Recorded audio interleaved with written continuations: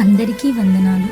Bible గ్రంథంలో యోహాను సువార్త 14వ అధ్యాయం 16వ వచనంలో, నేను తండ్రిని వేడుకొందును, మీ యొద్ద ఎల్లప్పుడూ నుండుటకై ఆయన వేరొక ఆదరణకర్తను, అనగా సత్యస్వరూపియగు ఆత్మను మీకు అనుగ్రహించును. ఈ వాక్య ప్రకారం దేవుని ఆత్మ మనకి కావాలి అంటే మనకి మొదటిగా వాక్య ధ్యానం కావాలి. దేవుని వాక్యం మనుషుల హృదయాన్ని ఆదరిస్తుంది. ఎప్పుడైతే నువ్వు వాక్యం అనే దేవుని దుడ్డుకర్ర దగ్గరికి వస్తావో, ఈ దుడ్డుకర్ర నిన్ను ఆదరించింది. నిన్ను తరుముతున్న శత్రువైన సాతాను నెట్టివేసిద్ది. నీవు ఎప్పుడైతే వాక్యం దగ్గరికి వస్తావో, నీ శత్రువు నీ దరిదాపుల్లో కూడా ఉండడు. ఎందుకంటే ఈ వాక్యం దుడ్డుకర్రతో పోల్చబడింది, ఖడ్గంతో పోల్చబడింది, అగ్నితో పోల్చబడింది.